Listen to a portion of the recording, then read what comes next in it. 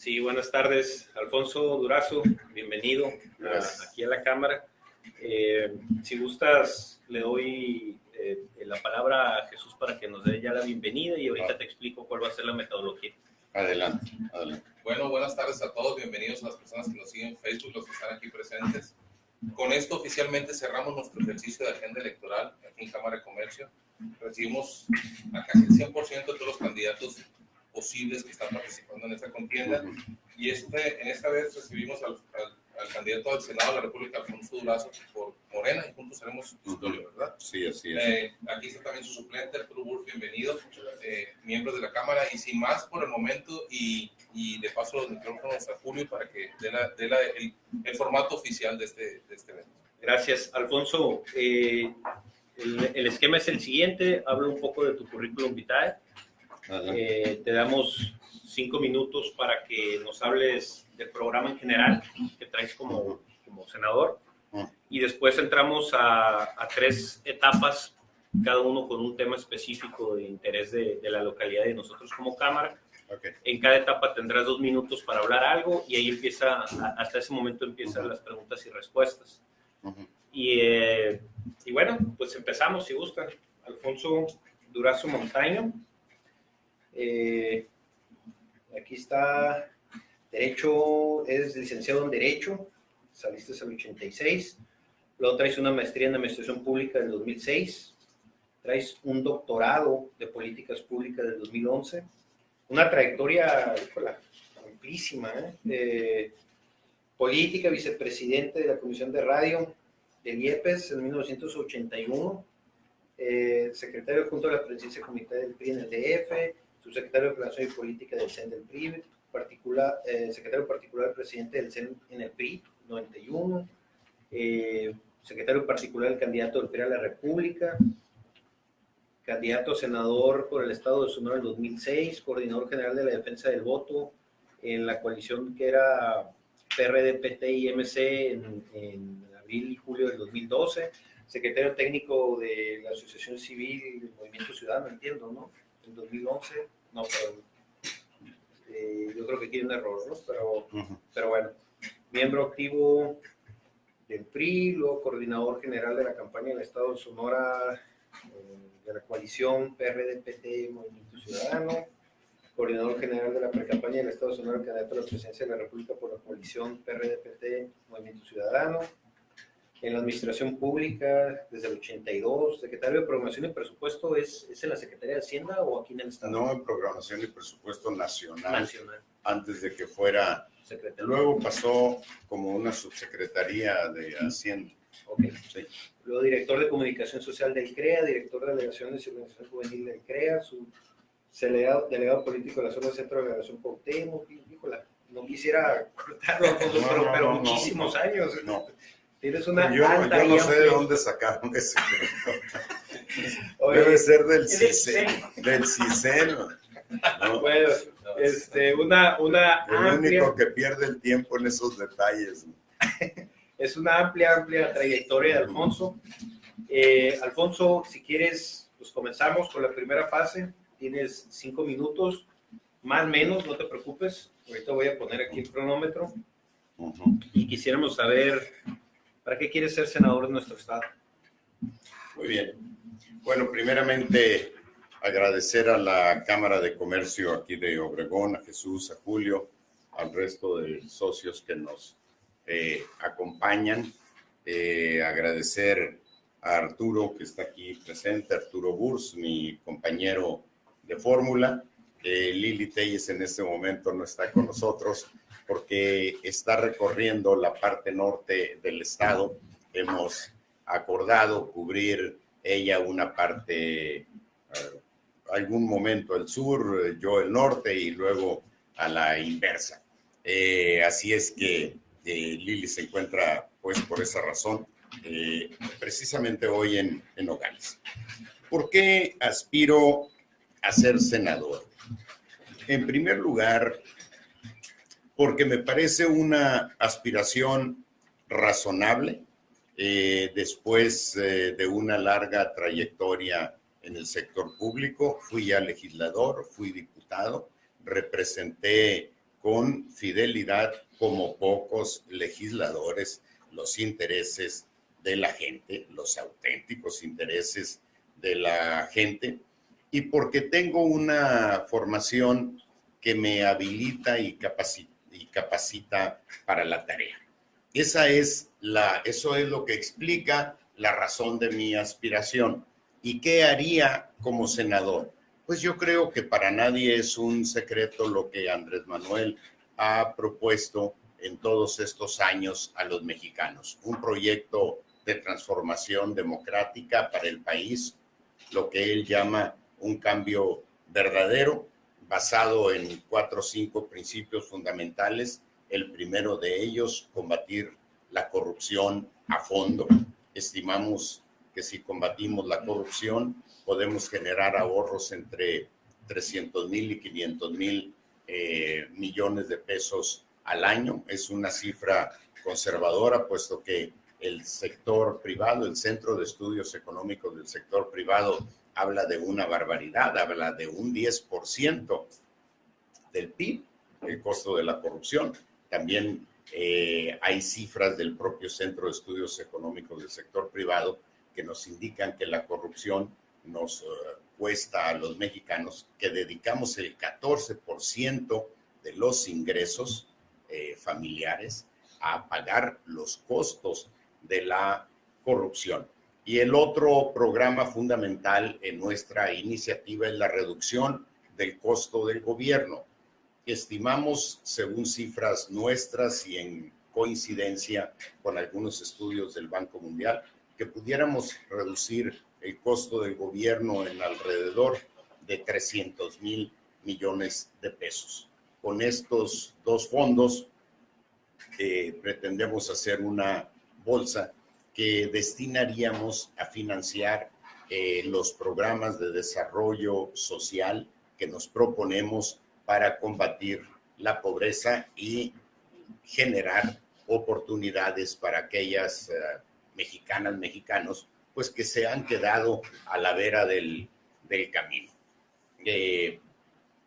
Entre esos programas está el primero de ellos, rescatar el campo mexicano, regresar a la autosuficiencia, o no regresar, porque nunca la hemos tenido realmente, pero lograr la autosuficiencia alimentaria, garantizar atención médica y medicamentos gratuitos básicos para la población que hoy carece de este servicio, impulsar un programa de apoyo a la educación que iniciaríamos con un programa emergente de educación pública para garantizar que desde el primer año de gobierno de Andrés Manuel no haya un solo rechazado en las universidades, y con cargo también a este programa y en coordinación con el sector privado,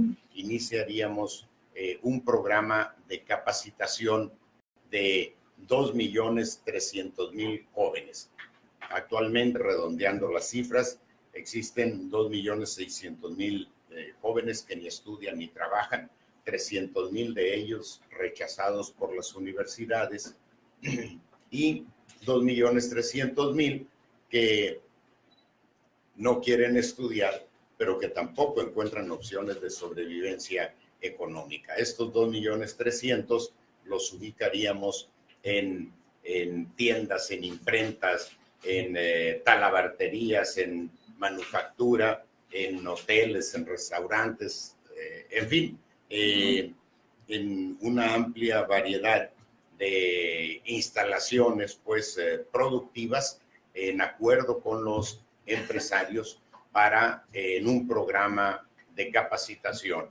Este programa duraría 4 horas, prestarían un servicio de capacitación de 4 horas diarias, y el gobierno entregaría un apoyo de 3,600 pesos mensuales por conducto para cada uno de los jóvenes capacitados, por conducto del propio empresario, dueño de la empresa que ofrece el espacio para la capacitación. bajo la lógica de becarios sí, sicarios no. El objetivo es que esos 2.600.000 jóvenes que hoy están ni estudian ni trabajan tengan una opción, una ocupación, así sea de carácter temporal, en tanto la dinámica económica genera los espacios necesarios para irlos ubicando. El problema es que esos jóvenes están hoy ubicados en el ejército de reserva del crimen organizado. No en vano los jóvenes ocupan las cifras de la estadística criminal. Si ustedes ven cualquier nota periodística sobre la violencia del día, el 80-90% de los involucrados son invariablemente jóvenes. Y finalmente, un programa de impulso a la economía. Se pretende crear un fondo muy amplio de alrededor de 220,000 millones de pesos generados, les recuerdo, por ahorros logrados por el combate a la corrupción y por la reducción en el costo del gobierno. Y la idea sería impulsar la economía a través de la contratación de obra pública, en una imagen muy semejante a lo que hizo el gobierno norteamericano, particularmente el presidente Roosevelt, después de durante la época de la Gran Depresión económica en Estados Unidos. Aquí la importancia es que ninguno de estos recursos, en primer lugar, no habrá nuevos impuestos, no se incrementarán los existentes, conservaremos la estabilidad macroeconómica, no incurriremos en déficit presupuestal y no habrá deuda adicional, deuda pública adicional. Conservaremos la autonomía del Banco de México, y se me escapa alguno de los principios macroeconómicos y de los principios de política económica, pero a grandes rasgos eso es. Estimamos nosotros que con cargo a este programa de impulso a la economía estaríamos en posibilidades de generar alrededor de 600,000 empleos anuales. Y esto es lo que buscaríamos impulsar desde el Congreso.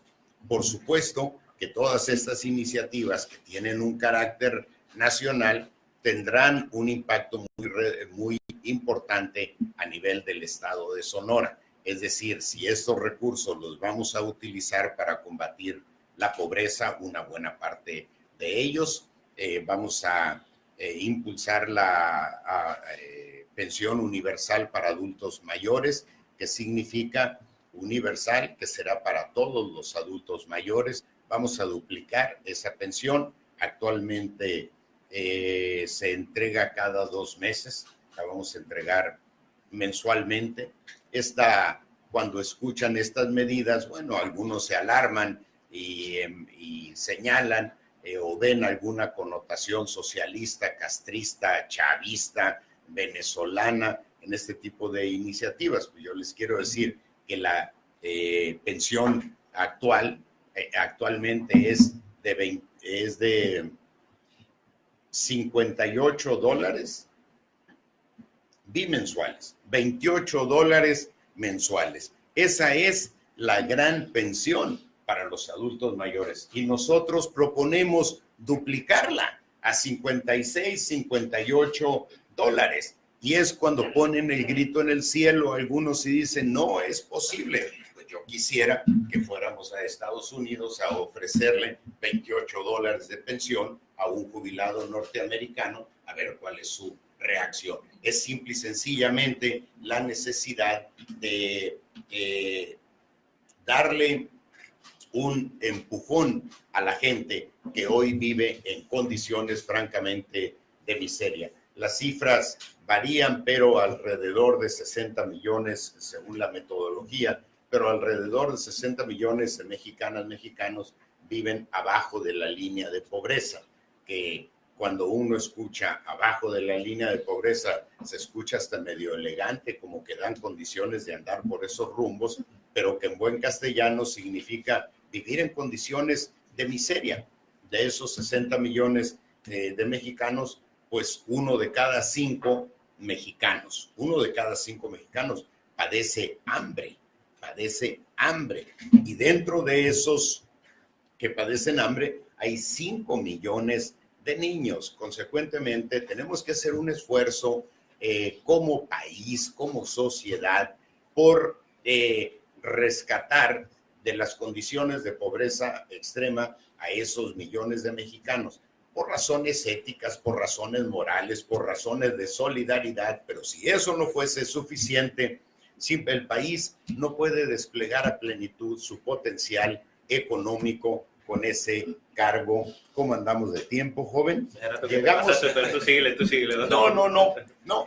Habrá oportunidad en las preguntas y las respuestas. Entonces, el objetivo de llegar al Senado es ser obviamente solidario y respaldar estas iniciativas de cambio que propone Andrés Manuel. Nosotros tenemos muy claro a qué vamos y no engañamos a la gente. Les gusten o no les gusten, ojalá les hagan sentido las propuestas, pero estas son con toda claridad. Gracias, Alfonso. En el primer blog de los 3 temas, un tema que pues entiendo es el tuyo por naturaleza, seguridad pública. ¿Cuál es tu postura respecto a seguridad pública y qué propones desde el Senado para poder solucionar 2 grandes temas que tanto nos afectan en lo nacional y en lo local, que vienen siendo homicidios y robos?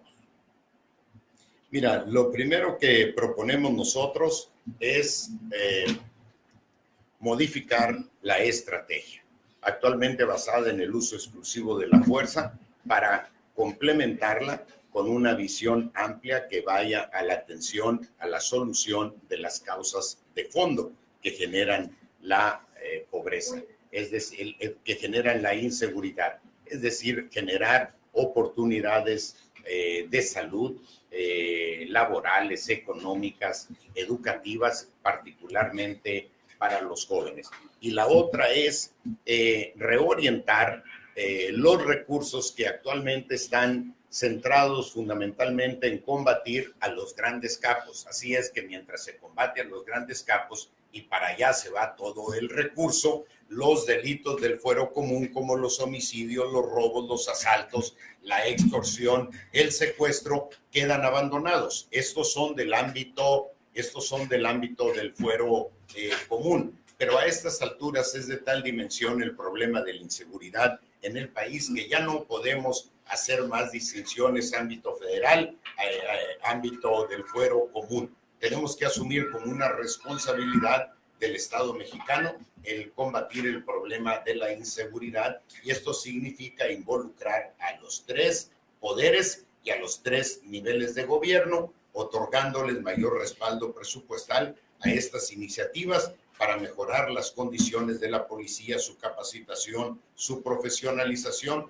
y sus condiciones socioeconómicas, combatiendo, por supuesto, de fondo la corrupción. Perfecto.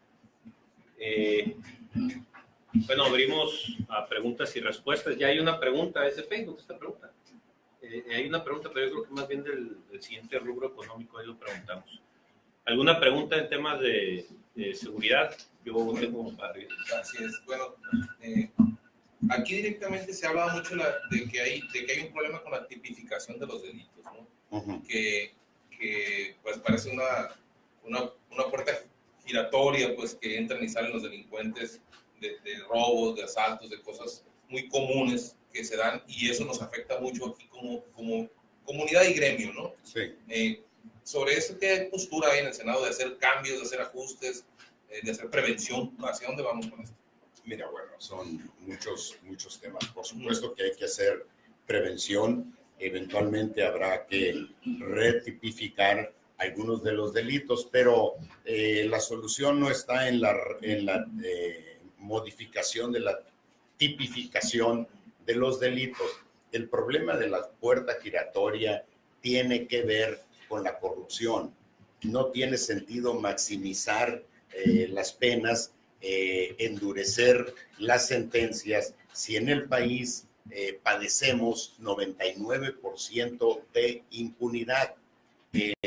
Fui diputado en la legislatura anterior, el Partido Verde presentó una iniciativa que concluía que habría la posibilidad de castigar hasta con 500 años de cárcel a una persona. Pues es un absurdo, es simple y sencillamente jugarle el dedo en la boca, dorarle la píldora a la gente. Es preferible una sentencia, obviamente menor, pero que tenga toda la certeza de ser aplicada a una sentencia muy grande que en virtud de la impunidad nunca va a ser aplicada. Actualmente, con los índices de impunidad que existen actualmente en el país, un criminal tiene 99% de posibilidades de salir ileso de su acto criminal. Entonces tenemos que combatir corrupción, porque si no combatimos la corrupción, no podemos combatir la impunidad. Si no combatimos la impunidad, no podemos combatir la puerta giratoria. Si no combatimos la puerta giratoria, no podemos combatir la inseguridad. Y es una cadena, pero el círculo vicioso tenemos que romperlo por el combate eficaz de la corrupción. Gracias. Aquí hay una pregunta, Alfonso. Dice, ¿qué hará para mejorar la seguridad en el Estado? En Sonora. Ya parcialmente comentaste en cuanto a nivel nacional. No sé si quieres comentar algo específicamente en el Estado. Mira, lo que estamos proponiendo nosotros es crear una Secretaría de Seguridad Pública Nacional, porque no existe en el país una policía nacional. Cajeme tiene su policía, Sonora la suya, Agua Prieta la suya, la Ciudad de México la suya, y no están homologados los sistemas de capacitación, los sistemas de profesionalización, los sistemas de sueldos, los ascensos, las prestaciones. Entonces, necesitamos estandarizar todas esas medidas como sucede, por ejemplo, en Estados Unidos, en España, en cualquier otro país avanzado o medianamente avanzado, con el propósito de que los integrantes de las fuerzas policiales sean intercambiables. Cuando pasas de Sonora a Chihuahua, simple y sencillamente los protocolos, si es que existen, son completamente distintos. La idea es crear una policía nacional, que no significa crear un mando único, son dos cosas distintas, sino homologar los sistemas de capacitación, prestación, profesionalización, sueldos, prestaciones, etcétera, etcétera. Excelente. Voy a la carrerita, jóvenes, porque solo me dan estos ingratos 2 minutos. Oye, Alfonso, yo quisiera hacerte una pregunta. A ver, explícanos un poco el tema que tanto ha causado incomodidad sobre la amnistía, es la palabra, el perdón. Explícanos ese tema, por favor. ¿Qué significa? ¿Qué es lo que quieren hacer? Bueno, a ver, una cosa es lo que nuestros adversarios han promovido y la forma como nuestros adversarios políticos, particularmente el PRI, el gobierno de Peña Nieto, han pervertido el sentido de nuestra propuesta, y otra cosa es lo que nosotros proponemos. En primer lugar, es totalmente incorrecto hablar de amnistía. No hay amnistía. Hay una ley de amnistía, lo que significa que no es una decisión unilateral del presidente de la República. No hay presidente, no en México, que pueda decir, hoy otorgo una amnistía. El presidente puede otorgar indulto, que es cancelación de la pena, pero el presidente no puede otorgar amnistía. El presidente puede presentar una iniciativa al Congreso que derive en una ley de amnistía. Es decir, finalmente la última palabra la tendría el Congreso. Y aquí lo han hecho aparecer como si un presidente arbitrario, plenipotenciario, va y libera delincuentes. Hombre, si los delincuentes estuvieran en la cárcel, la situación de la inseguridad no sería tal en el país. Los delincuentes y los grandes corruptos están en la calle. Pero además, México es firmante de acuerdos internacionales que limitan los términos de una ley de amnistía. Por ejemplo, no se puede otorgar amnistía, aún no puede ser beneficiario de una ley de amnistía los quienes hayan cometido violaciones graves a los derechos humanos, los delitos, violaciones de lesa humanidad. No se puede a secuestradores, a extorsionadores, a quienes hayan cometido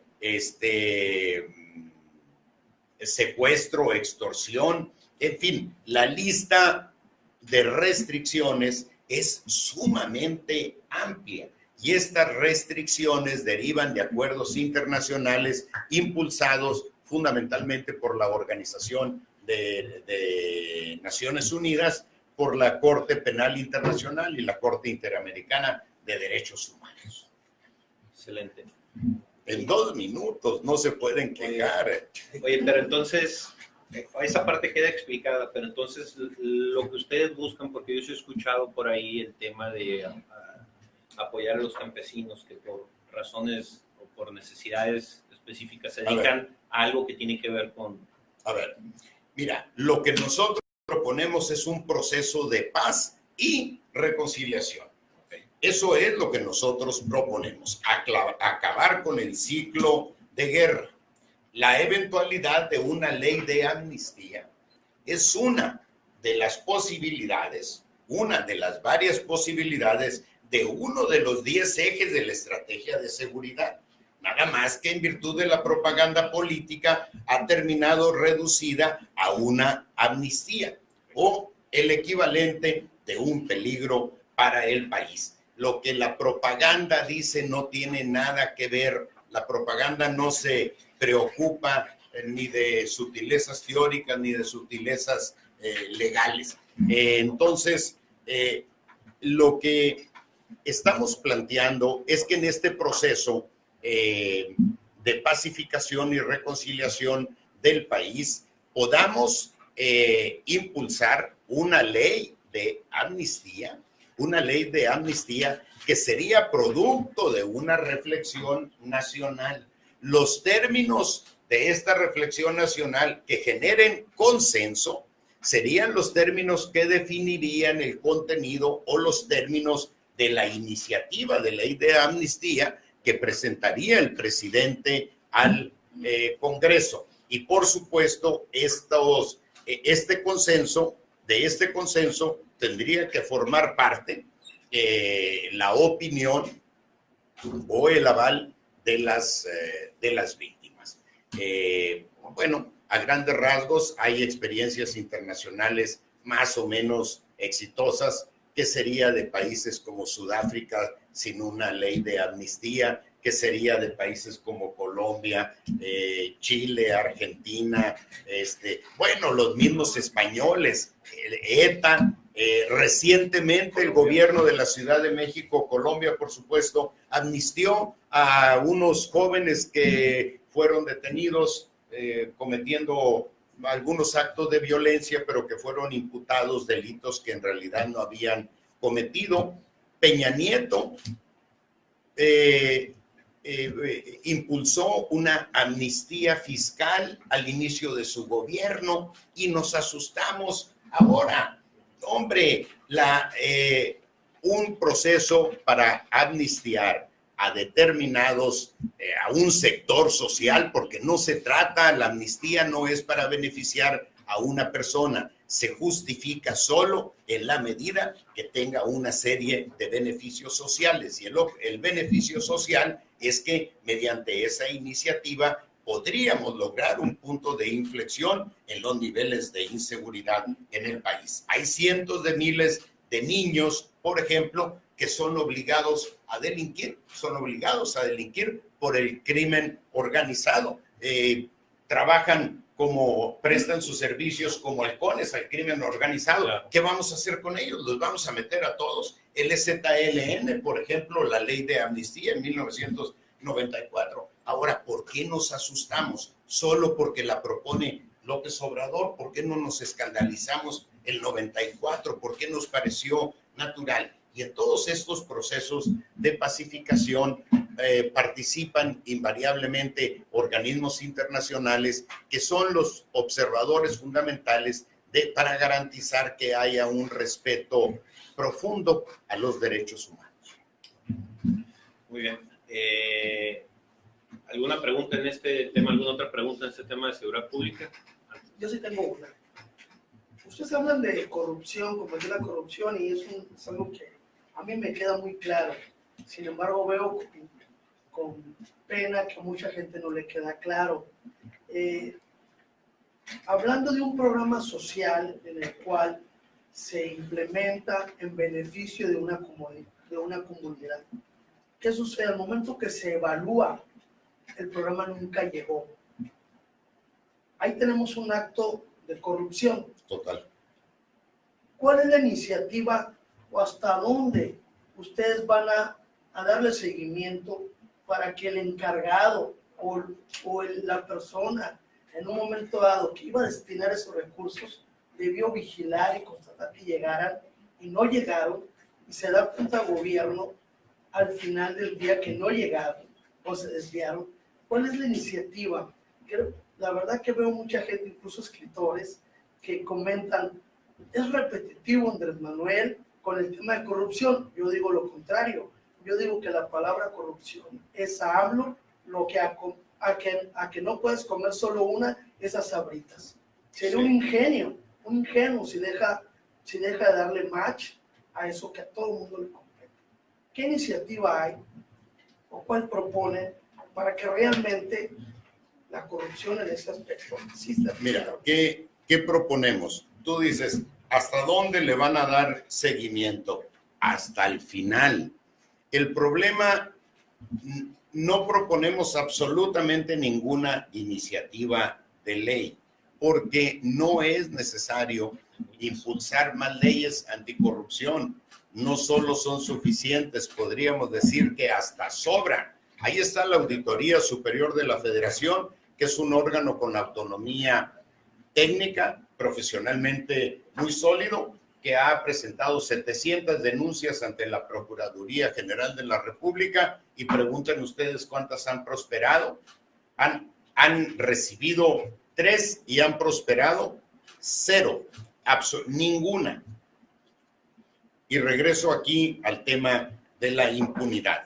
El problema es que todos estos programas, por ejemplo, particularmente los de carácter social, se volvieron programas de carácter clientelar, de carácter electoral, y es ahí donde se centró la manipulación de los resultados electorales, y eso llevó a pervertir los programas sociales. Creo que está muy claro, está recientemente publicada una investigación a la que llamaron la estafa maestra, donde andan perdidos alrededor de entre 7 y 12 mil millones de pesos de programas sociales, precisamente cuando José Antonio Meade era secretario de Desarrollo Social. ¿Y cuál es la razón? Precisamente que fueron desviados por causas político-electorales. Entonces, vamos a llegar hasta el fondo, porque si no castigamos, si no sancionamos, no vamos a combatir eficazmente la impunidad. La impunidad se ha disparado en virtud de o el delito, el crimen se ha disparado en virtud de los altos niveles de impunidad. La certeza que tienen los criminales de no recibir absolutamente ninguna pena. Continuamos, nomás un comentario. El primer tema es seguridad pública, el segundo tema, que es el que pasaríamos, es desarrollo económico. El tercer tema tiene que ver con transparencia y rendición de cuentas, y es donde cabe todas las preguntas que tienen que ver con corrupción. más que pregunta, una reflexión, hablando de amnistía. Y díganme si estoy loco, y me callo, ya no vuelvo a hablar. Pero No, adelante, amnistía y el Fobaproa. ¿No fue el Fobaproa un tipo de amnistía a los grandes deudores que la dejo como reflexión? Bueno, Entonces nos asustamos y volviendo al tema, pues. no, Fobaproa, bueno, fue una especie de amnistía porque se dejó sin efecto deuda privada que se convirtió en deuda pública. Es decir, y quedaron ya sin responsabilidad los deudores. Entonces, no nos rasguemos las vestiduras, ¿no? Sí, acá tiene una pregunta Edgar Manríquez. Adelante, Edgar. Edgar. Morena a favor o en contra de un fiscal o procurador independiente al presidente o al poder ejecutivo. Si me permites okay. repetir la pregunta para que aparezca aquí. Preguntan si Morena está a favor o en contra de un fiscal independiente. Procurador o fiscal, no sé. Procurador, sí, procurador o fiscal independiente, sí, que es lo que está detenido en el Senado, por eso Al ejecutivo, sí, porque está detenido. Pues está a disposición del presidente y lo que el presidente quiere investigar o hacer lo que se hace. Y va a seguir solapando al cliente, ¿no? Claro. Sí, nosotros estamos obviamente a favor de un fiscal independiente con la modalidad de que decida obviamente el Senado a propuesta de una terna del presidente de la República. No es la misma. No. La propuesta ahorita de algunas organizaciones de la sociedad civil es que la surja de la sociedad civil. Es cuál es el método para que el presidente integre la terna, porque es incorrecto decir que es la misma. Si hay un método transparente, democrático, que avale las aptitudes en términos profesionales, en términos éticos, de trayectoria pública, bueno, pues oye, cualquiera que sea, nosotros no tendríamos absolutamente ningún inconveniente. Lo que francamente no queremos es que venga alguna organización de la sociedad civil, muy entre comillas, a imponernos como nos impusieron Mexicanos Primero la reforma educativa y que no es representativa de la sociedad. Es decir, simple y sencillamente no queremos ser ingenuos. Okay. ¿Alguna otra pregunta? Calentó la pregunta. Lo que pasa es que creo que en cierta forma lo que dice nuestro compañero es cierto, así es como está en la ley en este momento, pero bueno, creo que ya la explicación ya varía un poco. Habría que ver cómo de la sociedad civil pasa a la terna del presidente y va a estar bueno el tema, ¿no? Sí, nada más que en los actuales momentos no ha podido salir adelante porque el PRI, PAN y PRD no se han puesto de acuerdo cómo repartir el pastel, porque el PRI, el PAN y el PRD históricamente se han repartido el pastel de los organismos autónomos, porque requieren cómplices. La ventaja en nuestro caso es que lo único que queremos es gente honesta, profesional y comprometida. Eso, nosotros no necesitamos cómplices en ningún lado. Si ese fuera el caso, no podríamos combatir la corrupción. ¿Alguna otra pregunta en seguridad pública? Bueno, entonces pasamos al siguiente bloque, que es el tema de desarrollo económico. ¿Cuál es tu postura en desarrollo económico y qué propone del Senado en tres temas específicos que tenemos como localidad y como Cámara? Tratado de Libre Comercio, que ya hablaste algo del tema del respecto macroeconómico, pero bueno, paquete económico, que también hablaste algo de los temas de impuestos, pero si puedes profundizar más, y apoyo e incentivos para el comercio local. Dentro de esos tres temas, ¿qué propones tú para desarrollo económico del Senado? Mira, en el caso del TLC, nosotros estimamos conveniente, por supuesto, revisar el TLC, particularmente el capítulo agropecuario, que ha resultado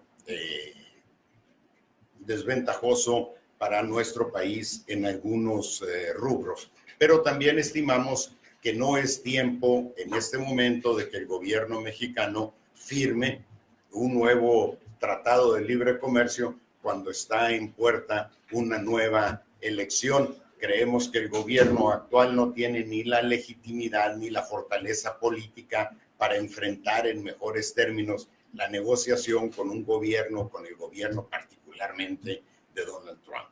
Entonces, sí estamos de acuerdo en la revisión del TLC. En el caso del paquete de la, bueno, aquí del libre comercio, te precisaré que la propuesta de Morena ve como una realidad conveniente para ve la globalización como una realidad conveniente para nuestro país. Lo que estamos buscando es que los beneficios de esa globalización económica se distribuyan de mejor manera entre los mexicanos. En el caso del paquete económico, decía, proponemos estabilidad macroeconómica, cero déficit presupuestal, baja inflación y ni un nuevo impuesto, ni nuevos impuestos, ni incremento a los impuestos existentes. De hecho, estimamos en nuestra política económica reducir el costo de los energéticos, revisar a la baja los impuestos especiales de los energéticos, toda vez que se estima que el costo de producción en general, el 60% del costo de producción lo representan el costo de los energéticos y no podemos representar un país competitivo con esos costos, esos costos, pues, o el del impuesto, ¿no? No sé si se me escape algún otro dato ahí relevante del paquete económico. Y en el apoyo para incentivar el comercio, bueno, en primer lugar, nosotros creemos que es imprescindible generar un mercado interno, que es, a su vez, imprescindible recuperar el poder adquisitivo de los trabajadores, incrementar el salario para generar un mercado interno cuya demanda sea generador, a su vez, de empleos y así iniciar este ciclo económico para dinamizar de mejor manera la economía y sustraerla de los vaivenes hasta donde sea posible, vaivenes de la economía, de la situación económica internacional. Proponemos crear una red u operar a través de instituciones bancarias ya existentes de apoyos financieros para la generación de pequeñas y medianas empresas, de tal manera que en la generación de empleos fortalezcamos el crecimiento nuevamente tengamos incidencia en el mercado interno. Para nosotros, la consolidación del mercado interno es toda una apuesta. Excelente, gracias. Bueno, empezamos con la sección de preguntas y respuestas. ¿Alguna pregunta? Adelante.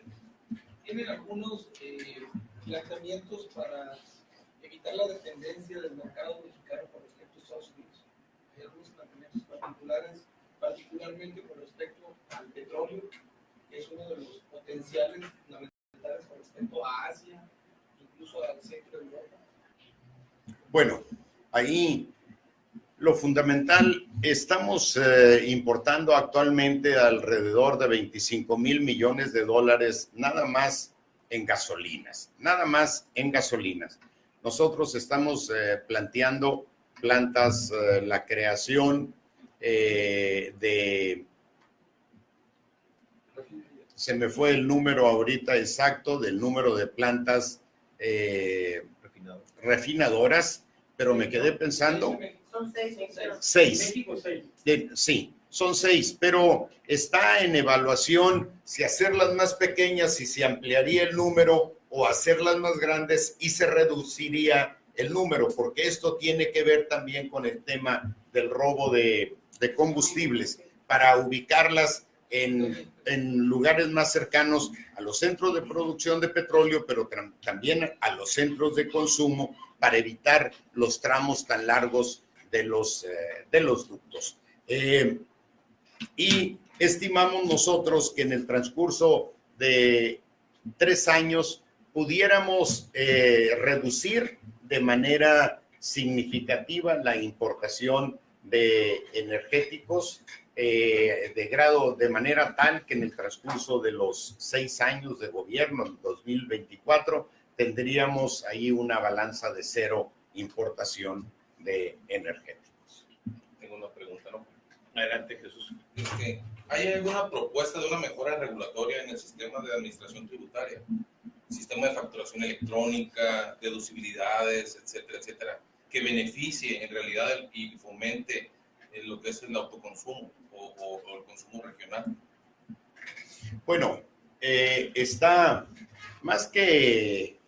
bueno, sí, en el consumo regional tenemos la creación de 3 zonas económicas especiales de desarrollo, una en el sureste, otra en el istmo de Tehuantepec, y la que nos toca a nosotros de manera directa es en la zona fronteriza norte. Allí lo que estamos proponiendo es recorrer las aduanas. Ese es Era el anterior, perdón. Para que vean qué ordenado estoy. Recorrer las aduanas está en estudio todavía entre 20 y 30 kilómetros. Y en esta franja fronteriza tomar varias medidas. Reducir el IVA a la mitad, más o menos a la mitad, equivalente a nuestra contraparte con Estados Unidos, en este caso Arizona, que anda alrededor del 8.2. Reducir el impuesto sobre la renta al 20%. Ese es todo un acontecimiento. En todo el país. No. En la frontera nada más. Pero no perdemos competitividad.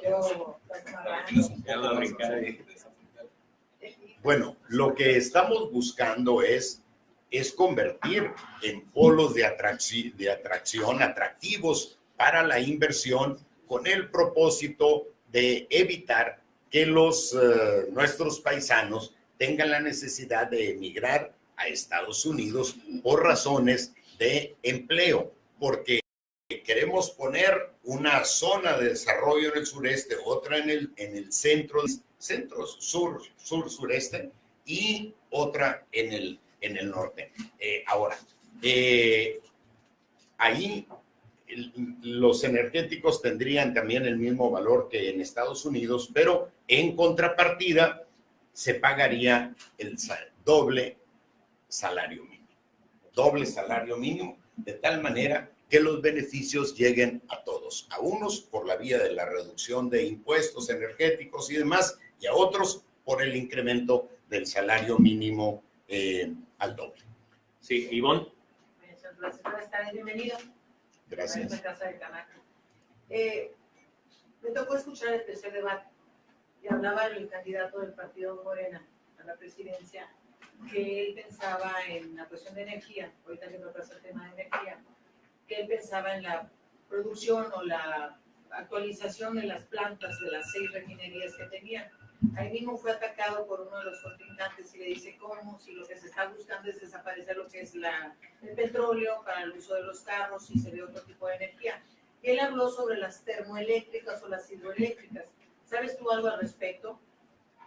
Bueno, sí, mira, en primer lugar vamos a impulsar las energías alternativas, pero que impulsemos las energías alternativas no significa que vayamos a dejar de utilizar los fósiles. A lo mejor ya no los usamos para producir gasolina, pero tendremos que seguirlos refinando. Y en el caso de las hidroeléctricas, fíjense lo que sucedió. El gobierno mexicano empezó a generar contratos con empresas transnacionales productoras de energía y cada vez fueron mayores los contratos y mayores, y como ya se había contratado una capacidad mayor a la demandada, empezaron a bajarle de presión a las hidroeléctricas a grado tal de que las tienen, cuando menos 2 de ellas, en el abandono, la del Papaloapan y la del Grijalva. Y estas las vamos a modernizar, las vamos a reactivar y las vamos a poner a funcionar al 100%, porque no hay energía eléctrica más baratas que la de las hidroeléctricas. No se le olvide, Guaymas también está Guaymas 1 y Guaymas 2. Sí, pero esas son de ciclo combinado, combustóleo. No conozco los detalles técnicos, pero tienen otro sistema. Sí, sí. Edgar. Son termoeléctricas, sí. Y consumo fósil. Sí, adelante, Edgar. Hablando de cuestión económica, se dicen y se escuchan tantas cosas en redes, en voces, de programas asistenciales que tendrá Andrés Manuel, que no sé qué tan buenos o qué tan malos, buenos a lo mejor para muchas personas, malas para algunos otros, en el sentido de que habrá apoyos económicos para estudiantes, para jóvenes no estudiantes, para madres solteras, para padres solteros, bueno, un repartidero de recursos, en igual de enseñarlos a conseguir ese recurso mediante empleo o trabajo. Aquí lo importante que veo que también el actual gobierno ha descuidado bastante al emprendedor. No estamos enseñando a los jóvenes a trabajar, y más sin embargo lo estamos enseñando nomás a estirar la mano para que le caiga el dinero. Yo creo que es un tema muy importante, el sistema asistencial que pretende, o que cuando menos he escuchado, no sé porque lo quiero escuchar yo a voz de alguien que esté cercano a él, si es cierto o no es cierto todo ese tipo de dinero y de dónde se tiene planeado sacarlo, si actualmente pues no nos alcanza ni para los programas asistenciales que se tienen actualmente, que yo no estoy a favor de tanto programa asistencial, al contrario, ¿no? Creo que se le debe de enseñar a trabajar para efecto de poder generar esa riqueza que debemos de tener nosotros. Porque yo creo que a los que estamos aquí pues, no nos dieron nada para poder llegar a donde estamos, ¿no? Al contrario, trabajamos para ello. No sé, a lo mejor son listos, a lo mejor son oídos, pero por eso queremos escuchar. Bueno, pues hay mucho de todo. Hay mitos, hay oídas, y efectivamente no nos dieron nada, pero yo creo que ninguno de los que estamos aquí salimos del hambre. Ninguno de los que estamos aquí. Y en el país hay 27 millones de mexicanos que padecen hambre. Entonces, no podemos impulsarlos como emprendedores a quien tiene hambre. Tenemos que darle un empujón. Lo primero que tenemos que hacer es sacarlo del hambre. Y una vez que lo sacamos del hambre, tenemos que ponerlo en la ruta de las oportunidades diversas, que tienen que ver con las educativas, de salud, por supuesto, laborales. Y sí, hay una serie de programas de apoyo.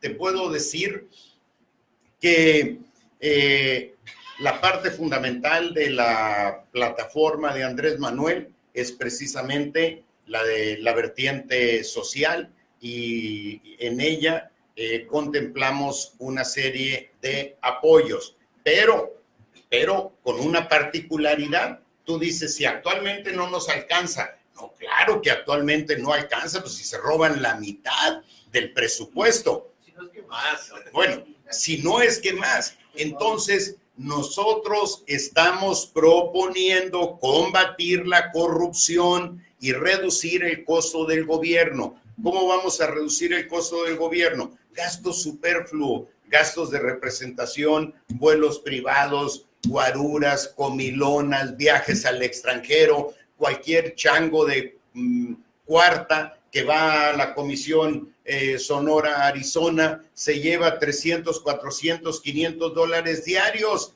de viáticos. pues simple y sencillamente no puede ser, como dice Andrés Manuel, no podemos ser un pueblo, un gobierno rico con pueblo pobre.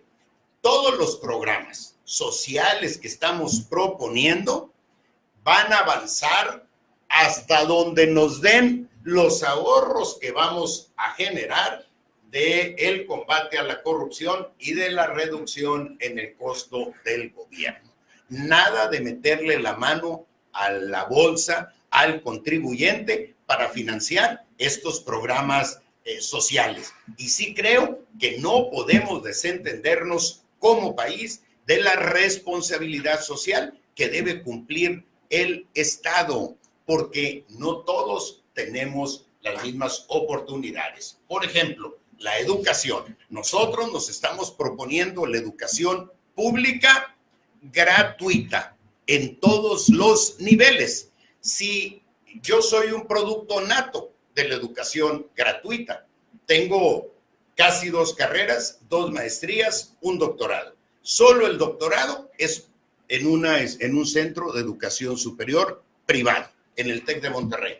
Todo lo demás lo hice en la escuela pública. Si yo, que vengo de un pueblo de 1,000 habitantes, una familia de 12 hermanos, sin mayores posibilidades económicas, sin las oportunidades de la educación pública gratuita, yo seguiría sembrando papa en Bavispe. Algunos quisieran que allá estuviera, pero necesitamos generar oportunidades, emparejar las oportunidades. Y tenemos el primer empujón, tenemos que dárselo a la gente para sacarla y a partir de ahí meterla en el ciclo de las oportunidades. En buen sentido, nomás, a usted quien le dio el primer empujón, porque yo creo que se fue bien también con la educación privada, pública, pero yo también estudié todo en público. No, bueno, fue ahí en mi familia siempre, particularmente mi madre, siempre nos dijo que teníamos que salir a estudiar, y mi padre pues hizo un esfuerzo económico, pero en algún momento, en mi caso, que era el cuarto de los 12 hermanos, cuando termino la prepa me dice mi padre, hasta acá se acabó, ahí te ves. Y me fui a trabajar a Estados Unidos. Perdón, es Ivonne, Luis Felipe y Francisco. Un pequeño comentario nada más. Ahorita los de que no es justo y no es en cuestión de los gastos, etcétera. Ahorita voy a poner algo que está fresco de la señora Laila Santores, donde se les está reclamando los 700,000 pesos que metió de gastos. ¿Cómo pueden ustedes tener un control sobre la misma gente, los gastos que tienen autorizados para que no se hagan despilfarros? Ahorita ella aclara que no eran para cuestiones de sino para ayudar a la gente. Pues serán hasta para ayudar a quien sea, ¿no? Pero la idea es que es un gasto. Y el problema es cómo le van a hacer para poder dirigir, pues, controlar a tantos millones de personas, tantos millones de trabajadores de la función pública, que no haga eso. ¿Va a haber alguna sanción? ¿Se va a ver algún tipo de, en la Constitución, algo que diga que en el primero que se encuentre va para afuera? Sí, Castigado por años de... Perdón, Alfonso, voy a repetir para nuestros, Sí. la audiencia por Facebook. Se comenta de cómo le van a hacer, muy resumido, cómo le van a hacer para controlar el dispendio de tantas personas que trabajan en el gobierno. A ver, es bastante fácil.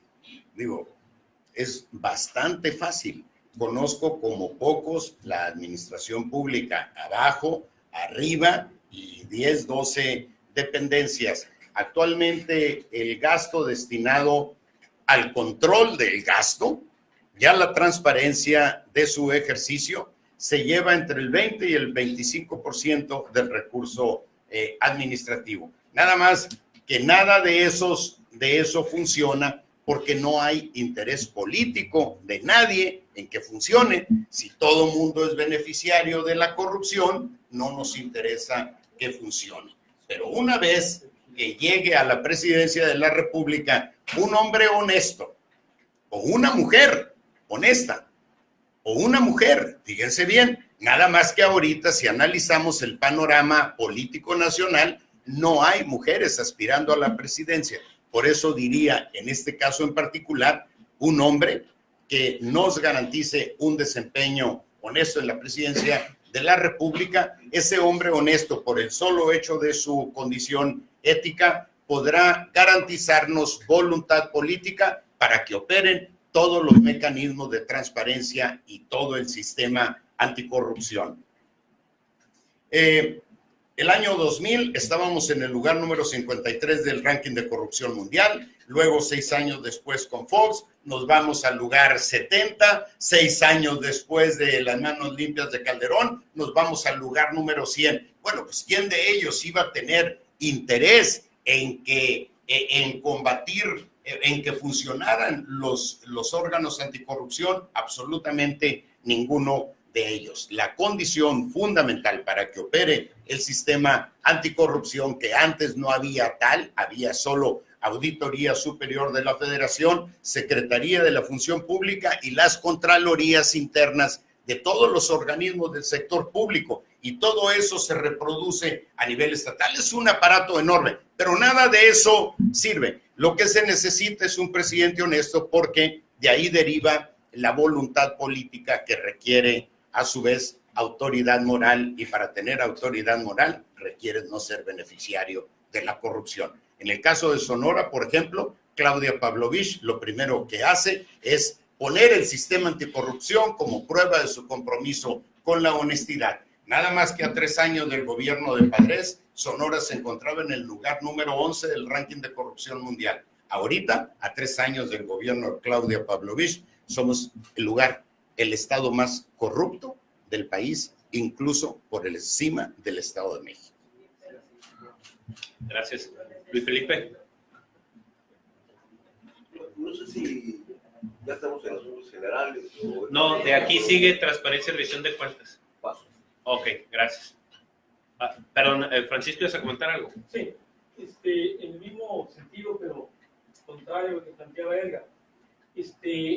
Para muchos, ¿no? El gasto en ese tipo de programas sociales, y concretamente los que mencionó, de becas para estudiantes, etcétera, adultos mayores, sí se plantea pues como una irresponsabilidad en el manejo de las finanzas públicas.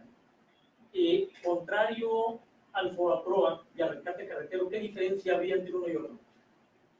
Bueno, en primer lugar, es que el rescate carretero y el FOBAPROA no tiene absolutamente ninguna connotación social, si acaso alguna, y estos están marcados por su connotación social. Yo estaría de acuerdo en que no se dieran estos apoyos si tuviésemos una economía que generara oportunidades para los jóvenes particularmente, pero si no tenemos oportunidades, la economía no tiene capacidad. Entonces, ¿qué vamos a hacer, pues, con los jóvenes? Atrincherándolos, arrinconarlos en el ejército de reserva del narcotráfico. Por eso es que estamos así, porque los hemos abandonado. No es gratuito, no son gratuitos los niveles de inseguridad que actualmente tenemos, y son tan graves que ya están alcanzando hasta a los más acomodados de una manera o de otra. O ya te pasaron rozando las balas, o ya te llegaron, o ya te está imponiendo un costo muy alto la inseguridad. Ustedes saben lo que cuesta en las empresas otorgarse seguridad. Adelante. Respecto a la corrupción, ¿no sería posible implementar un órgano de control que fuera externo del sector del gobierno, que fuera autónomo, y que la sociedad de alguna manera estuviera manejándolo, controlándolo para poder eso? Sí, si gusta lo podemos detener para la siguiente sección, porque ahí es transparencia y rendición de cuentas. La detenemos los dos, ustedes dos empiezan con las preguntas en esa sección. En desarrollo económico cerramos ahí el tema. Bueno, aquí no, todavía queda dos, espérame. Aquí alguien comentó que el manejo excesivo de paquetes y de apoyos económicos en la actualidad existe, y de manera muy irresponsable, y que lo diferencia eso con programas, o sea, estos programas de AMLO, ¿en qué se diferencian con el tema de FOBAPROA, con el tema del rescate carretero? Pero bueno, creo que es el comentario que hayas hecho, ¿no? Entonces ya está contestado. Respecto al tema, ¿Conoce el modelo económico y social de Yucatán? Donde solamente hay el 1% de desempleo y tienen superávit en todos los sentidos, no hay delincuencia, pobreza limitada, 80 universidades dentro del municipio, en 80 empresas extranjeras invertidas en el Estado. Toda esa serie de factores como un modelo podría ser bueno, positivo para el desarrollo nacional. Sí, bueno, lo que hace la diferencia precisamente en Yucatán en términos de seguridad es el empleo. Bueno, primero el empleo, porque generas ingresos que te permiten financiar la educación. Hay un factor. La inversión no solo es nacional, hay 80 franquicias en el estado. Sí, Yucatán es excepcional en todo sentido, particularmente en el de la seguridad. Hay 25 centros, solamente en Mérida, hay 25 centros de desarrollo comunitario, de capacitación.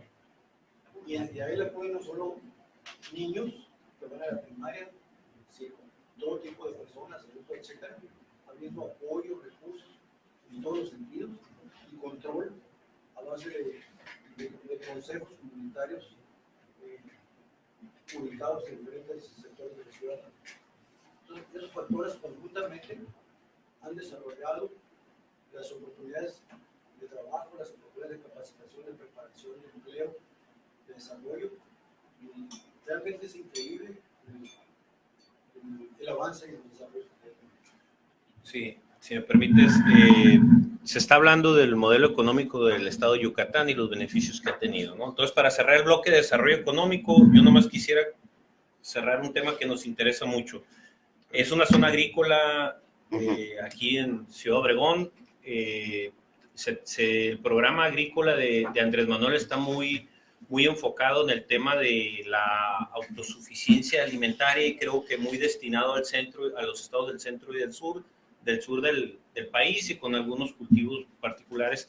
Se entiende que todo lo demás que se está trabajando a nivel nacional, el tema agropecuario, sigue su camino, temas de tratado de libre comercio y todo eso, porque aquí esta zona eso aparentemente ha beneficiado muchísimo, ¿no? No, pero no se refiere solo al sur. También aquí en Sonora hay tierra desocupada, hay mano de obra desocupada y hay agua disponible y también estamos importando algunos de los productos que consumimos. Es cierto que también aquí en Sonora están algunos de los pues llamados agrotitanes o grandes productores agropecuarios y qué bueno, pero lo que estamos buscando al hablar de autosuficiencia alimentaria es que aquellas personas, pequeños productores que tienen una parcela de 4, 5, 6, 10 hectáreas, la siembren efectivamente cuando menos para autoconsumo y que sea esa la primera vía para satisfacer sus necesidades. Ese es el objetivo. Así es que no solo se refiere al sur, sureste, también al norte. Hay aquí mucha pobreza. Hace años atrás, pocos años atrás, no era esta la situación del país en mi pueblo. Bueno, pues antes había 2 o 3 personas ahí que tenían algún problema de ese tipo. Ahora es medio pueblo el que padece de hambre y todos tienen necesidades y podrían dedicarse al cultivo de subsistencia si tuvieran algún respaldo para hacerlo. Sin embargo, eso no implica que no sigan apoyando la otra parte que ha sido exitosa, ¿no? No. A ver, sería una locura llegar a modificar lo que ya funciona. No tendría ningún sentido, pero si hay tanto por resolver, ¿para qué nos enredamos complicando lo que ya camina bien? Ok, entonces pasamos al último tema. Aunque el tema es de transparencia y rendición de cuentas, creo que mucho de lo que ha contestado en seguridad y en desarrollo tiene que ver con el tema del ataque a la corrupción. No sé si quieras comentar algo, Alfonso, o nos pasamos a preguntas y respuestas directamente. Bueno, está lo del órgano de control autónomo. A ver, ya existe órgano de control autónomo. Lo que pasa es que no funciona. No es un problema de presupuesto, es un problema de que el PRI, el PAN y el PRD no se han puesto de acuerdo en cómo se distribuyen las plazas para seguir garantizando que ese órgano de control no funcione, que es como el INE.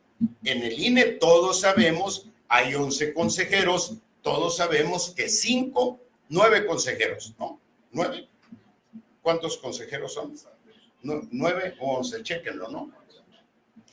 Todos sabemos que hay un grupo de 5 consejeros priistas, encabezados, y es un órgano autónomo, y 3 son del PAN y 2 le tocaron al PRD.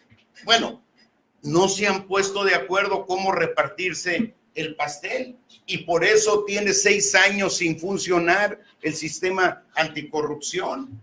¿Y qué creen que va a salir de ahí? ¿Un órgano de combate a la corrupción? Pues por supuesto que no, porque el objetivo no es combatir la corrupción, el objetivo es distribuirse los espacios para seguir sosteniendo la burocracia partidaria. 11, 5 son del PRI, encabezados por el consejero Baños, que es el jefe de la clica del PRI, y luego hay otro jefe de la clica del PAN y otro jefe de la clica del PRD, y si acaso hay uno independiente por ahí.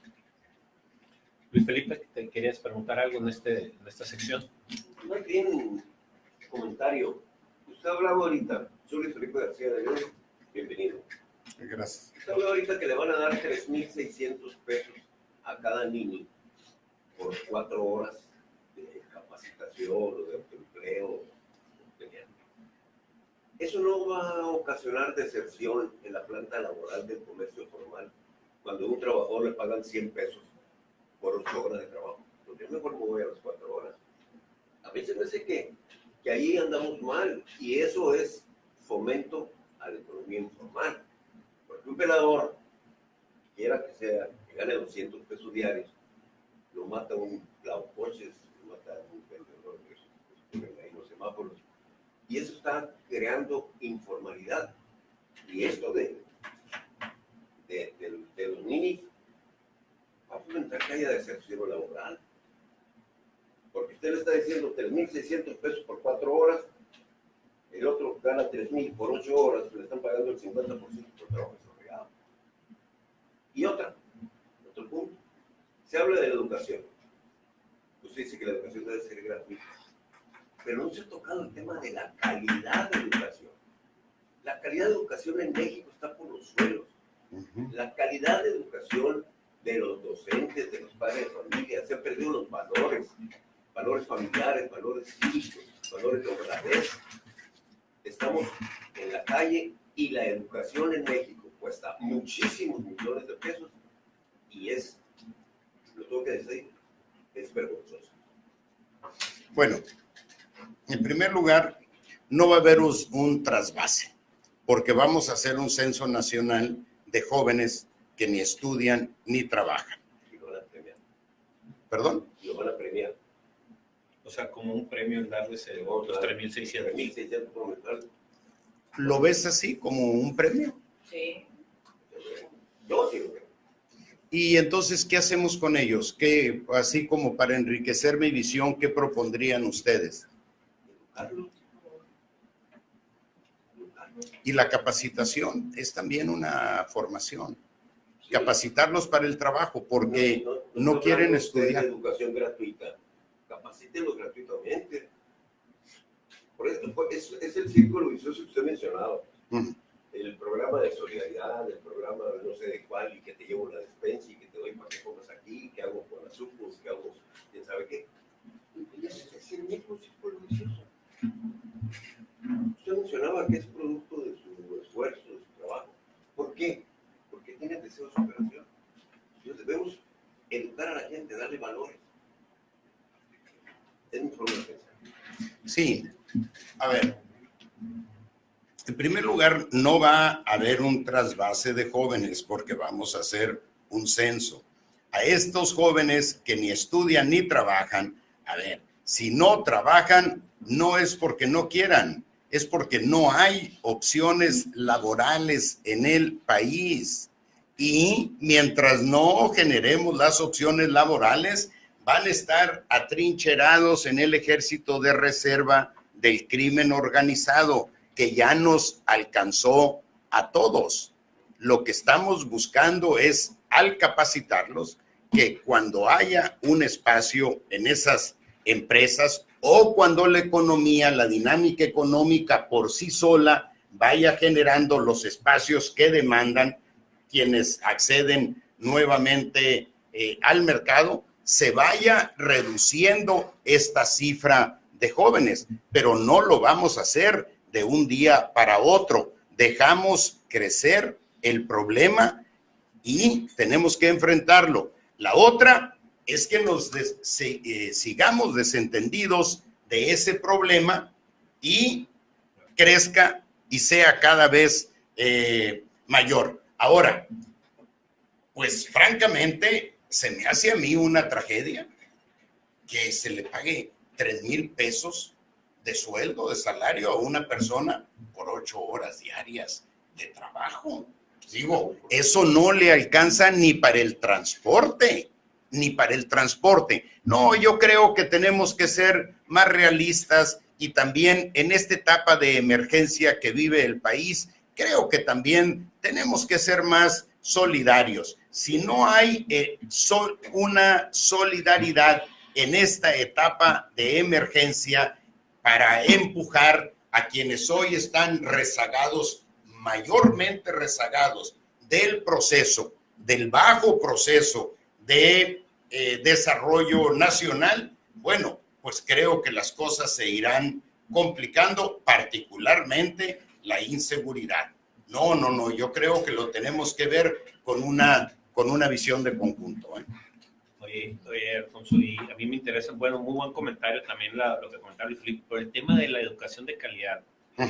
Sobre eso. Perdón, adelante, Luis Felipe. Sí. Pero, perdón, se me hace que la filosofía que se está empleando, te voy a dar dinero para que no seas delincuente, ¿verdad? Se acaba de tocar, para que no estés allá en el crimen organizado, te vamos a pagar para que no estés ahí. El que es lepero ya no va a quedar. En la realidad de las cosas, se le debe dar la oportunidad, se le debe dar educación, fomento de valores. Eso es lo que se le debe dar. En relación a eso, lo que yo les decía de Yucatán, en el estado de Sonora hay 9 centros que son del gobierno del estado, donde se da capacitación para el trabajo, pero se cobran 600 pesos y la gente pobre no tiene ni papel, menos poder pagar los cursos. Allá no les cobran nada, es gratuito totalmente la capacitación y no solo les dan capacitación para el trabajo, les dan lo que él dice, valores y todo tipo de factores para cambiar la calidad de la persona. ¿Y cuál es la situación económica de Yucatán? Tú decías, ¿no? Sí, solamente hay 1% de desempleo de cada 100 personas, pero es que también han promovido la inversión, han promovido las franquicias, siempre hay 80 franquicias, ¿sí? Y hay inversión que absorbe.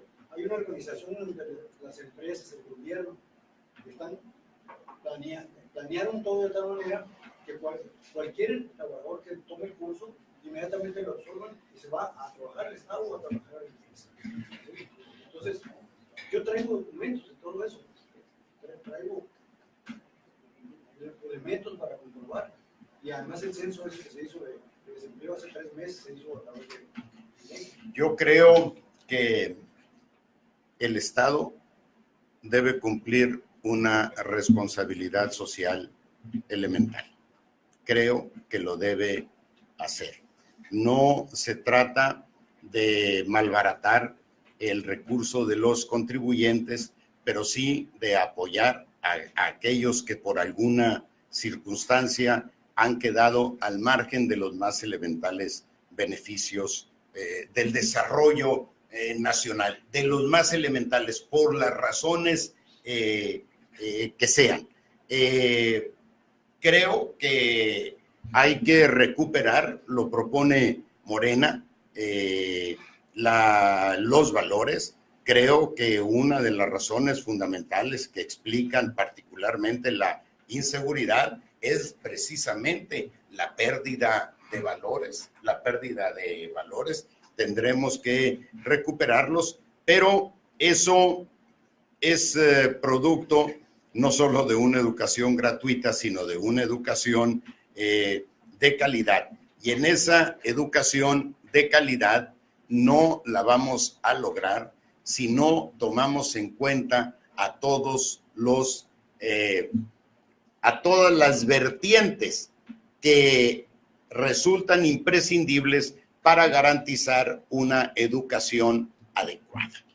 Yo fui diputado en la legislatura pasada y sé cómo se aprobó la ley de educación, que desde que llegó al Senado pasó a comisiones, no se le hizo una sola modificación, ni una coma, se va al Pleno, no se modifica ni una coma, hay 120 senadores y no hay una sola idea que pueda enriquecer un proyecto educativo que nadie sabe de dónde salió y nadie se responsabiliza de él, se va a la Cámara de Diputados, ni siquiera pasa a comisiones, se va directo al Pleno, nada más para que vean qué tan irresponsable es.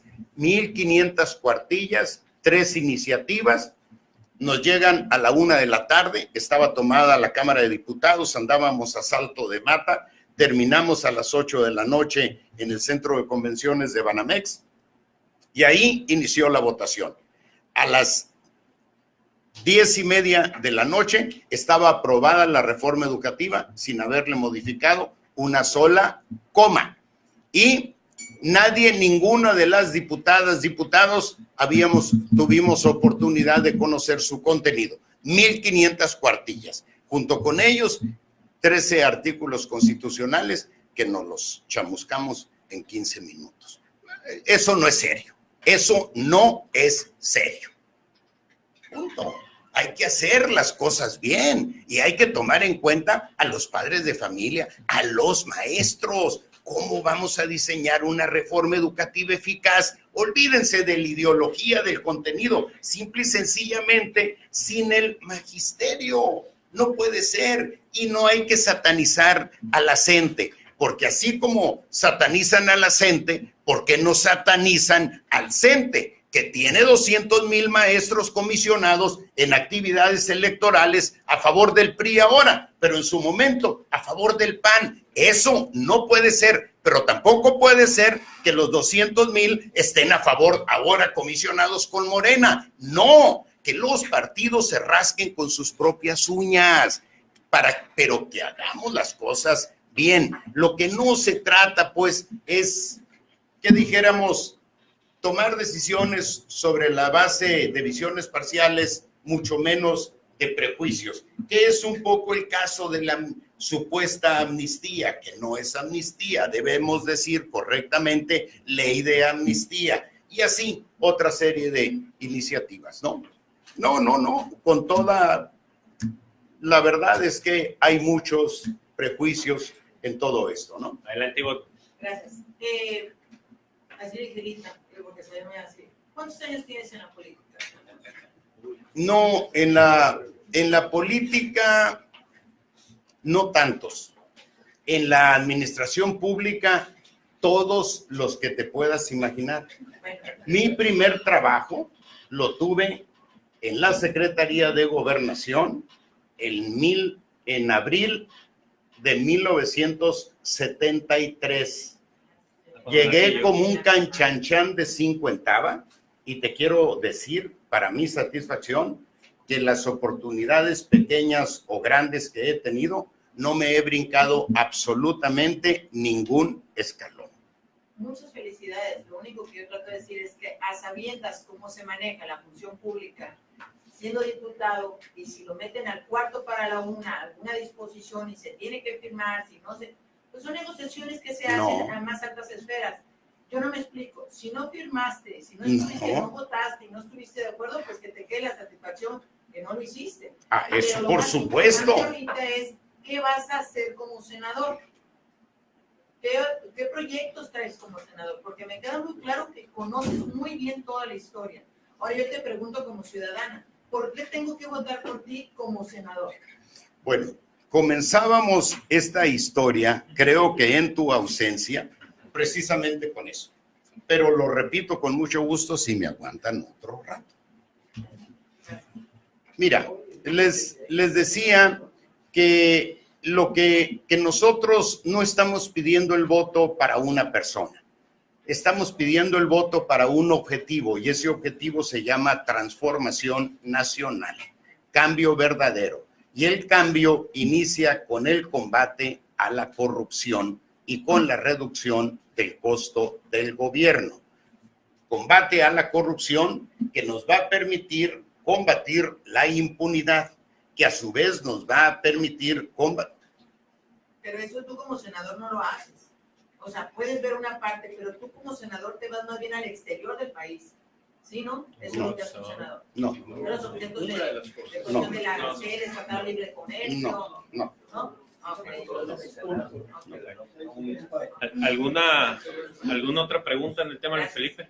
Yo nomás quisiera poner una adendum ahí. Me gustó mucho y ojalá, yo conozco su capacidad de hace muchos años y qué bueno que quiere llegar a ser senador.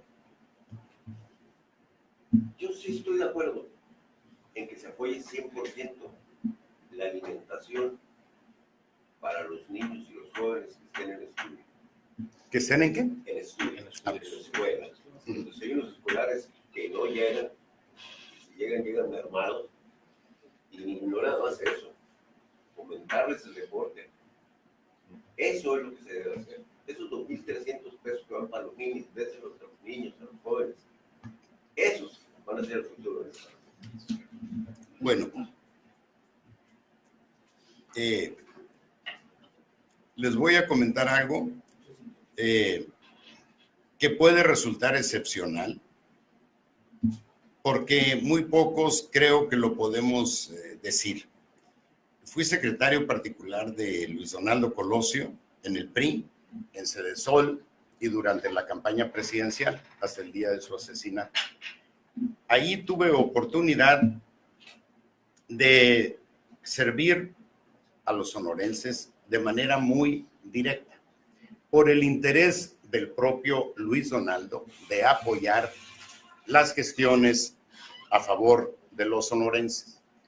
Luego fui secretario particular del presidente Fox y también ahí tuve oportunidad de servir ya no solo a los sonorenses, sino a muchas y a muchos mexicanos. Entre tantos que he servido, no hay uno solo que pueda decir que Durazo le sacó un peso. Jamás. Pero tampoco pueden decir algo que es excepcional.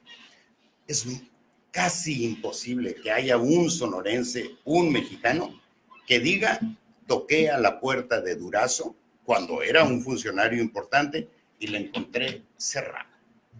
Eso sí es de veras mérito, porque no es fácil ser un funcionario de alguna relevancia y en buen plan, así entre comillas, dignarte, que es lo que deberíamos hacer, a atender a la gente que toca a tu puerta.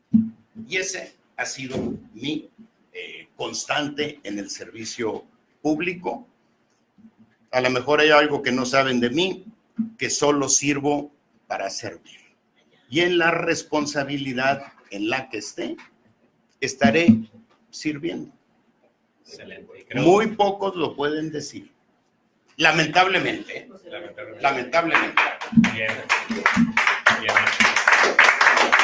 Bueno, yo creo que no se puede haber cerrado de mejor manera. Ya el tiempo, ya le estamos dando demasiado tiempo al candidato. Yo le quisiera pasar la palabra a Jesús para que cerrara este evento. Bueno, yo creo que con esto culminamos nuestra agenda electoral, cumplimos y pues bastante pesada, fuerte, fue un ejercicio. Los últimos seremos los primeros. Muy bien, y en este ejercicio hemos hecho un petitorio para los candidatos que nos visitan, para que cuando lleguen, o en caso de que lleguen a su ejercicio, quedemos como un enlace para trabajar con ciertos rubros. Entonces, te lo voy a leer para que lo tengas consciente y si decides firmarlo para que también lo conozcas, ¿no? Y quede plasmado. Y en este petitorio, pues las propuestas que hacemos son estas. Buscamos una competitividad fiscal donde se promueve el crecimiento económico a través de programas específicos y o una reducción de la carga fiscal que fomenten la competitividad de nuestra región. Hablabas de franja fronteriza y eso, y busquemos que algo sea más viable para nuestro sector, ¿no? El otro que es un parlamento abierto donde se promuevan mecanismos de participación efectiva atendiendo al llamado de la sociedad civil para garantizar la transparencia, la participación ciudadana y la rendición de cuentas de la labor legislativa. ¿Sí? Otro, que tengamos un respeto como un órgano de consulta donde se atienda lo dispuesto en el artículo 4 de la Ley de Cámaras Empresariales y sus confederaciones, donde se menciona que representan, promueven, defienden nacional e internacionalmente las actividades de la industria, el comercio, los servicios y el turismo, y colaboran con el gobierno para lograr un crecimiento socioeconómico y así como la generación y distribución de riqueza. Hubo unas propuestas que podremos enlazarlas perfectamente. Una información parlamentaria donde se hace un enlace directo ante el Senado respecto a los intereses de esta Cámara en relación a los trabajos legislativos, análisis de la información, estatus de las iniciativas, la publicación inmediata de la postura y la votación que tuviste. Yo creo que queda claro que estamos buscando que el ejercicio se dé transparente y pues en consenso con la ciudadanía, ¿no? Pues ya que están con eso, revisen cómo han votado otros aspirantes que han pasado por acá a pedirles su voto. ¿Cómo votaron el gasolinazo, la reforma fiscal de entrada? Muy bien. Otro punto es gestión y planeación, donde se promueven iniciativas y proyectos que el sector empresarial y social le fundamenten. Y el último petitorio que tenemos aquí es que sea un ejercicio legislativo donde se promuevan los mecanismos que garanticen la efectividad legislativa y la correcta ejecución de sus leyes. Así será, jóvenes. Aquí está firmado. Antes de que termináramos el petitorio, yo creo que sabía esa conciencia. Eso también es de mucha valor. El chiste ya no me leí. Aquí está esta para ti porque falta una firma. No. Ahí está. Muy bien. Pues le damos las gracias a todos los asistentes, a quienes estuvieron aquí, gracias a los que nos visitaron y cerramos la transmisión con esto. Aquí está exhibiéndose la foto. Y, gracias. Y tenemos ahí, Iván. Gracias.